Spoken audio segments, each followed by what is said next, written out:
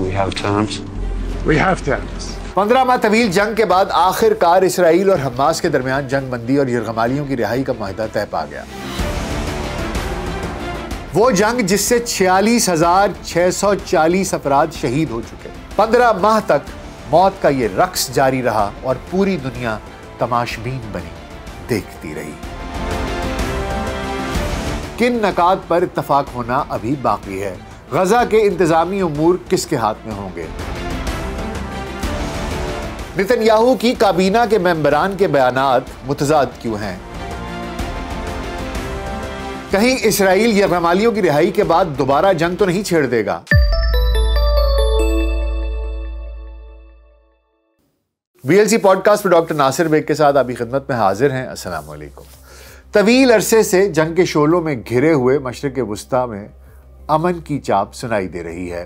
पहले इसराइल और लबनान में जंग बंदी हुई, फिर शाम में बशारुल असद की आमरीत और खाना जंगी का इख्तिताम हुआ और अब इसराइल और हमास के दरमियान 15 माह से जारी अलमनाक जंग का खात्मा हुआ जाता है। वो जंग जो हजारों फलस्तीनियों की जान ले गई, वो जंग जिसने गजा को मलबे का ढेर बना दिया, वो जंग जिसने ना बच्चा देखा, ना बूढ़ा देखा, ना औरत देखी, ना जवान देखा, जिसने ना स्कूल देखे, जिसने ना अस्पताल देखा, जिसने कुछ भी नहीं देखा, जिसने सबको मलबे का ढेर बना दिया। मामला कुछ यूं था कि इसके बारे में कुछ बात करना भी बहुत मुश्किल था। ऐसा मैं इसलिए कह रहा हूं कि सोशल मीडिया के एक प्लेटफॉर्म पर हमारा एक पेज था जिसकी कि मिलियंस में रीच थी और वहाँ पर मैंने जब ये जंग शुरू हुई तो एक मरहलावार प्रोग्राम शुरू किया था। उसकी 4-5 एक साथ भी थी जो कि मैं उस पर शाया कर चुका था और उसके ऊपर मिलियंस ऑफ व्यूज़ भी थे, लोग उसे देख भी रहे थे। और उसके बाद उस पेज पर एक वार्निंग आई, वीडियोस डिलीट हुई, उसके बाद पेज शैडो बैन हो गया और उसके बाद ना सिर्फ ये कि वो पेज शैडो बैन हुआ, वो पेज हैक हुआ, उसके बाद उसको डिलीट कर दिया गया। सिर्फ वहीं पर नहीं रुका गया, जिस अकाउंट से वो पेज बना हुआ था उस अकाउंट को भी हैक किया गया, उसको डिलीट किया गया और उसके बाद सबसेक्वेंटली कोई और अकाउंट बनाया गया तो उसको भी किसी तरीके से हैकिंग का निशाना बनाया गया। तो उसके बाद से एक कम अज़ कम मैं मोहतात हो गया कि ये एक ज़रिया जो है कुछ गुफ्तगू का, अपनी बात आप तक पहुंचाने का, कहीं ये भी जाता ना रहे। इस वजह से बहुत से लोग कहते रहे कि आपने बात नहीं की, तो गुजारिश है कि मैंने बात की और उसकी कीमत भी अदा की और उसके बाद कुछ मोहतात हो गया। ऐसे बहुत से वाक़यात हैं जो आपको बहुत से लोग बताते रहेंगे। खैर, इस जंग में हमने बेबसी देखी और पूरा ख़ित्ता मशरिक़ वुस्ता का आग में, शोलों में लिपटा हुआ दिखाई दिया, लेकिन अब शायद उम्मीद की एक किरण दिखाई दे रही है। इसराइल और हमास के दरमियान जंग बंदी और यरगमालियों की रिहाई का माहिदा तय पा गया है। ये खुशखबरी कतर के वज़ीर आज़म शेख मोहम्मद अब्दुर्रहमान सानी ने दुनिया को सुनाई, जिसके बाद अमरीकी सदर जो बाइडन ने भी इसकी तस्दीक कर दी है। ये जो मज़ाकरात का सिलसिला था, इसमें अमरीका, कतर, मिस्र, हमास और इसराइल, ये 5 ममालिक शामिल थे। अमरीका की जानिब से CIA के डायरेक्टर बिल बर्न्स, उनके अलावा ब्रेट मगर्क जो कि जो बाइडन के मिडल ईस्ट के एनवॉय हैं, इनके अलावा स्टीव विटकॉफ जो कि डोनाल्ड ट्रंप के नॉमिनेटेड मिडल ईस्ट के एनवॉय हैं। अमरीका की तरफ से इन 3 असहाब ने इन मज़ाकरात में शिरकत की। हमास की तरफ से खलीलुल हया जो कि आला ओहदेदार हैं हमास के और दोहा में हैं, उन्होंने शिरकत की। कतर के वज़ीर आज़म मोहम्मद बिन अब्दुर्रहमान अल सानी, वो इन मज़ाकरात में शामिल रहे और मिस्र की तरफ से हसन रश्द जो कि डायरेक्टर हैं इजिप्ट की जनरल इंटेलिजेंस सर्विस के। इसराइल की जानिब से 4 अफराद ने हिस्सा लिया, जिनमें कि डेविड बैमिया हैं जो कि मुसाद को हेड करते हैं, उसके चीफ हैं। रोनन बार हैं जो कि शिन बेत के हेड हैं। नित्सन एलन हैं जो कि एक जनरल हैं इसराइल की डिफेंस फोर्सेस में, उनकी फ़ौज में। और ऑफिर फाक हैं जो कि फॉरेन पॉलिसी के एडवाइज़र हैं بنجامن نیتنیاہو کے۔ تو اسرائیل کی جانب سے ان 4 افراد نے ان مذاکرات میں حصہ لیا۔ تو بہرحال یہ وہ تمام افراد تھے جنہوں نے اس مشاورتی عمل میں حصہ لیا، ان مذاکرات میں حصہ لیا۔ اور جیسے ہی اس کی خبر کل رات کو، جیسے ہی پوری دنیا کو یہ نوید سنائی گئی، تو فوراً جو کہ قطر کے وزیر اعظم شیخ محمد عبد الرحمن ثانی نے یہ خبر، یہ نیوز بریک کی پوری دنیا کو کہ یہ امن معاہدہ ہو رہا ہے۔ تو اس کے فوراً بعد جو بائیڈن، انہوں نے بھی فوراً آ کر اس کی تصدیق کر دی، اور جس پریس کانفرنس میں انہوں نے یہ تصدیق کی اور پوری دنیا کو یہ بتایا کہ یہ ہماری محنت کی وجہ سے ہوا ہے، تو اس کے آخر میں ان سے ایک سوال پوچھا گیا کہ اس امن معاہدے کا سہرا کس کو جاتا ہے، آپ کو یا ٹرمپ کو؟ اس وقت جو بائیڈن مڑ چکے تھے اور واپس جا رہے تھے، اور واپس مڑے اور اس صحافی کی طرف دیکھ کر کہا، آپ یقیناً مذاق کر رہے ہیں۔ بہرحال جو بائیڈن کچھ بھی کہیں، لیکن لگتا یہی ہے کہ اتنے مہینوں سے، 15 مہینے سے جانوں کا نقصان ہو رہا تھا، مال تو کچھ بچا ہی نہیں، غزہ کھنڈر بن گیا، لیکن کسی کی کان پر جوں نہیں رینگ رہی تھی۔ جو بائیڈن صاحب اپنی کرسی پر براجمان تھے اور ان کے سیکرٹری بلنکن اور باقی جو لوگ ہیں وہ آتے تھے اور بس آئیں بائیں شائیں کر کے چلے جاتے تھے۔ مطلب یہی تھا کہ جو کچھ ہو رہا ہے ہونے دیا جائے، اور روزانہ کی تعداد پر نہ جانے کتنے بچے، بوڑھے، جوان، عورتیں موت کی آغوش میں جاتے رہے۔ انہوں نے کچھ نہیں کیا۔ لیکن جیسا کہ میں نے پچھلے ویلاگز میں بھی کہا تھا کہ ٹرمپ یہ ایجنڈا لے کر آئے تھے کہ میں جنگیں نہیں کروں گا، میں امن چاہتا ہوں، اور انہوں نے یہ بھی ایک وارننگ دی تھی کہ میری جو حلف برداری کی تقریر ہے اس سے پہلے اگر یہ معاہدہ ہو جائے تو یہ سب کے لیے بہتر ہے، حماس کے لیے بھی بہتر ہے اور اسرائیل کے لیے بھی بہتر ہے۔ تو لگتا یہی ہے کہ یہ انہی کا پریشر ہے جس کی وجہ سے یہ امن معاہدہ ہوا ہے۔ اس اہم پیش رفت کے بعد اب مشرق وسطیٰ میں 15 ماہ سے جاری لڑائی کے ممکنہ خاتمے کی راہ ہموار ہو سکتی ہے، اور یہ معاہدہ قطر میں ہونے والے طویل اور پیچیدہ مذاکرات کے بعد طے پایا ہے۔ امریکہ، مصر اور قطر، جیسا کہ میں نے آپ کو بتایا، حماس اور اسرائیل کے علاوہ انہوں نے اس معاہدے تک پہنچنے کے لیے فریقین کی مکمل معاونت بھی کی ہے، اور جو افراد شامل تھے ان کے نام بھی میں نے آپ کو بتا دیے۔ اب مستقل جنگ بندی کی امید پر کیا جانے والا یہ معاہدہ 3 مراحل پر مشتمل ہوگا۔ پہلا مرحلہ اتوار 19 جنوری سے شروع ہوگا اور اگلے 42 دن تک جاری رہے گا۔ دوسرے اور تیسرے مرحلے کے بارے میں تفصیلات کو پہلے مرحلے کے نفاذ کے دوران حتمی شکل دی جائے گی۔ معاہدے کے تحت اگلے 6 ہفتوں کے دوران فریقین کے درمیان مکمل سیز فائر ہوگا۔ اس دوران یرغمالیوں اور قیدیوں کی رہائی کا عمل میں آئے گی۔ بے گھر افراد کو ان کی رہائش گاہوں پر واپس جانے کی اجازت دی جائے گی۔ اس عرصے میں اسرائیلی فوج آبادیوں سے انخلا کرے گی، لیکن غزہ کی پٹی پر تعینات رہے گی۔ غزہ کے تمام حصوں میں امدادی سامان کی فراہمی میں اضافہ کر دیا جائے گا، جبکہ اسپتالوں، صحت کے مراکز اور بیکریوں کی بحالی کا کام بھی شروع کر دیا جائے گا۔ معاہدے کی شرائط کے مطابق حماس پہلے مرحلے میں 33 یرغمالیوں کو رہا کر دے گی۔ ان 33 افراد میں بچے، عام شہری یا سویلین خواتین اور فوجی خواتین شامل ہوں گی۔ ان کے علاوہ پہلے مرحلے میں 50 سال سے زیادہ عمر کے مرد، زخمی اور بیمار افراد کو بھی ترجیحی بنیادوں پر رہا کیا جائے گا۔ جنگ بندی کے اس مرحلے میں اسرائیل تقریباً 2000 فلسطینی قیدیوں کو رہا کرے گا، جن میں عمر قید کے 250 قیدی بھی شامل ہیں۔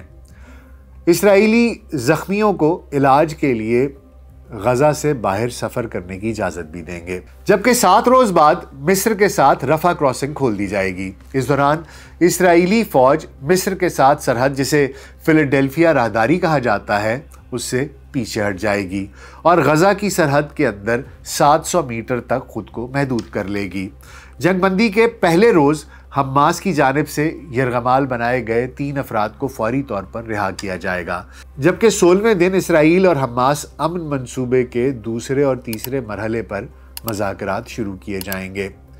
اس میں فلسطینی قیدیوں کی رہائی کے بدلے باقی تمام زندہ یرغمالیوں کی واپسی شامل ہوگی۔ معاہدے کے تحت اسرائیل شمالی غزہ میں بے گھر ہونے والے رہائشیوں کو تلاشی اور جانچ پڑتال کے بعد علاقے کے جنوب سے واپس آنے کی اجازت دے گا۔ پیدل سفر کرنے والے افراد ساحلی سڑک استعمال کریں گے، جبکہ گاڑیوں کے ذریعے آنے والوں کو صلاح الدین روڈ یا صلاح الدین ہائی وے کے ذریعے وسطی غزہ میں داخلے کی اجازت ہوگی۔ جنگ بندی کے آغاز کے چند روز بعد اسرائیلی فوج غزہ کی پٹی سے مرحلہ وار انخلاء شروع کر دے گی اور سب سے پہلے وسطی غزہ میں نیٹزوریم کوریڈور سے نکلنا شروع کر دیں گے۔ اسرائیل مصر کے ساتھ غزہ کی جنوبی سرحد کے ساتھ فیلاڈیلفیا کوریڈور میں اپنے کچھ فوجی رکھے گا۔ مصر اور غزہ کے درمیان رفح کراسنگ کو آہستہ آہستہ بیمار اور زخمی افراد کے علاج کے لیے علاقہ چھوڑنے کے لیے کھول دیا جائے گا اور مزید انسانی امداد کی اجازت دی جائے گی۔ یہ تو تھا فیز 1۔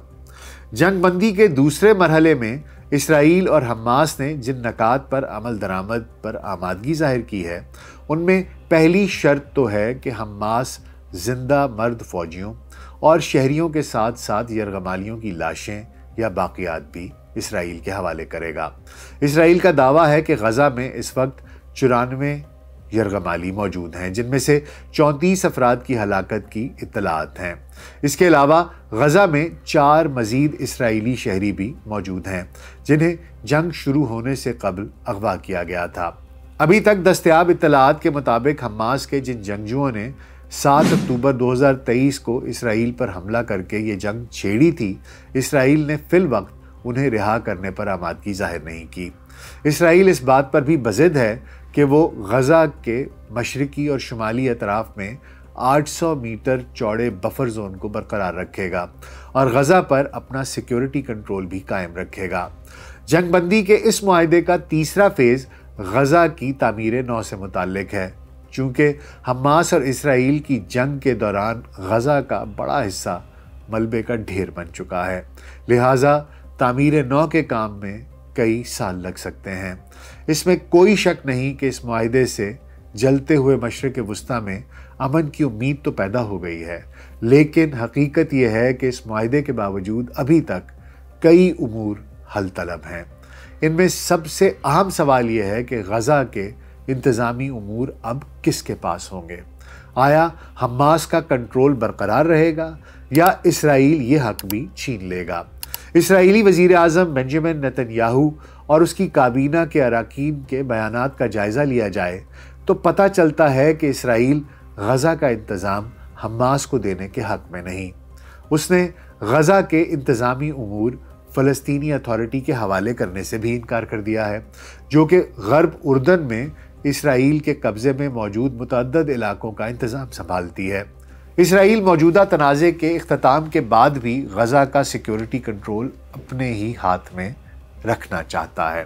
تاہم اسرائیل امریکہ اور متحدہ عرب امارات کے ساتھ مل کر غزہ میں ایک عبوری انتظامیہ تشکیل دینے کے منصوبے پر کام کر رہا ہے، جو فلسطینی اتھارٹی میں اصلاحات ہونے تک غزہ کا انتظام چلائیں گی۔ حماس کو خدشہ لاحق ہے کہ کہیں جنگ بندی کا پہلا فیز مکمل ہونے کے بعد اسرائیل کسی مستقل معاہدے سے انکار ہی نہ کر دے۔ اسرائیلی وزیر اعظم کی کابینہ کے اہم اراکین کے بیانات سے بھی کچھ ایسا ہی لگتا ہے کہ وہ اس امن معاہدے پر عمل درآمد کے لیے شاید راضی نہیں ہیں۔ دراصل اسرائیلی وزیر خزانہ بتسلیل سموترش اور قومی سلامتی کے وزیر اتمار بن غفیر ایسے کسی بھی معاہدے کے مخالف ہیں۔ متریش نے تو سوشل میڈیا پر اپنی رائے کا اظہار بھی کر دیا ہے۔ اپنی ایک پوسٹ میں انہوں نے لکھا ہے کہ ایسا کوئی بھی معاہدہ اسرائیل کی قومی سلامتی کے لیے قیامت خیز ثابت ہوگا اور وہ اس کی ہرگز حمایت نہیں کریں گے۔ نیتن یاہو کی کابینہ کے اراکین کی جانب سے اس قسم کے بیانات سے لگتا ہے کہ اسرائیلی حکومت اپنے یرغمالی چھڑانے کے بعد غزہ پر نئے سرے سے حملے شروع کر سکتی ہے۔ تمام تر شکوک و شبہات کے برعکس امریکہ کے صدر جو بائیڈن اس معاہدے کی کامیابی کے لیے پر امید دکھائی دیے۔ اپنے بیان میں ان کا کہنا تھا کہ اسرائیل اور حماس کے درمیان مذاکرات میں دوسرے مرحلے میں جنگ کے مکمل خاتمے کے حوالے سے ضروری تیاریوں پر بات ہوگی۔ انہوں نے واضح کیا کہ اگر یہ مذاکرات 6 ہفتوں سے زیادہ عرصے تک جاری رہتے ہیں تو پھر جنگ بندی بھی جاری رہے گی۔ اسرائیل کے بے رحمانہ حملوں کے نتیجے میں اب تک غزہ میں 46,640 افراد شہید ہو چکے ہیں۔ اس امن معاہدے پر جہاں اسرائیل کے شہری خوش ہیں، وہاں غزہ کے مکین بھی سڑکوں پر نکل کر امن کا استقبال کر رہے ہیں۔ وہ سجدے میں گر کر اللہ کا شکر ادا کر رہے ہیں۔ امید ہے کہ یہ امن معاہدہ جنگ کے خاتمے کا پیش خیمہ ہوگا، کیونکہ بہت لاشیں اٹھا لیں، نہ جانے کتنے پھول سے بچے جان سے ہاتھ دھو بیٹھے۔ ایسے فلسطینی ہیں جن کی کہ نسل ختم ہو گئی، جہاں 3-3 4-4 نسلیں ایک ہی خاندان کی اس جنگ کی نظر ہو چکی ہیں، اور اسرائیل اس طرح سے ان کا رویہ ہے کہ جیسے کچھ ہوا ہی نہیں۔ عالمی برادری ایسے ہے کہ جیسے ٹھیک ہے، کوئی ایسا عمل ہے جیسے کہ وہ قدرتی عمل ہے، اس پر رونے کی، واویلا کرنے کی، شور مچانے کی کوئی ضرورت ہی نہیں ہے۔ اسکول تباہ کر دیے گئے، چھوٹے چھوٹے بچے شہید کر دیے گئے، ہسپتال مسمار کر دیے گئے، جس میں ڈاکٹرز، بڑے بڑے قابل ڈاکٹرز، نرسیں، ہیلپنگ سٹاف، سب کے سب اپنی جان سے ہاتھ دھو بیٹھے، شہید ہو گئے۔ عام شہری، نہتے، بوڑھی عورتیں، بچے، جن کا کہ شاید کوئی قصور بھی نہیں تھا، شاید کیا یقیناً کوئی قصور نہیں تھا، سوائے اس کے کہ وہ فلسطینی تھے، جان سے ہاتھ دھو بیٹھے۔ اب 15 ماہ کے بعد، تقریباً 50,000 افراد کی شہادت کے بعد، یہ امید ہوئی جا رہی ہے کہ شاید اب جنگ بندی ہو جائے۔ اس میں قطر نے، مصر نے، امریکہ نے، انہوں نے ایک کردار ادا کیا ہے، لیکن مجھے اگر سچ پوچھیں تو ابھی بھی خدشات ہیں۔ مجھے یہ لگتا ہے کہ شاید اسرائیل پہلے مرحلے کے بعد کوئی فالس فلیگ آپریشن کر کے اس کو حماس پر ڈال کر کہ یہ حملہ ہو گیا، یہ کر دیا، وہ کر دیا، اس طرح کی کوئی بھی ذرا سی بھی کوئی واقعہ ہو گیا، اس کو ان پر ڈال کر جنگ دوبارہ شروع کر سکتا ہے اپنے یرغمالی حاصل کرنے کے بعد۔ اس لیے میں بہت سکیپٹک ہوں، مجھے بہت سے خدشات ہیں، اور میری دعا ہے کہ فلسطینیوں کے لیے اب امن کی زندگی ہو، 2025 ان کے لیے امن کا سال ہو۔ اس دعا کے ساتھ کہ اللہ سبحانہ تعالیٰ ہم سب پر رحم کریں، اور خصوصی طور پر فلسطین کے باسیوں پر۔ اس دعا کے ساتھ آپ سے اجازت چاہوں گا۔ اپنا بہت خیال رکھیے گا۔ اللہ حافظ۔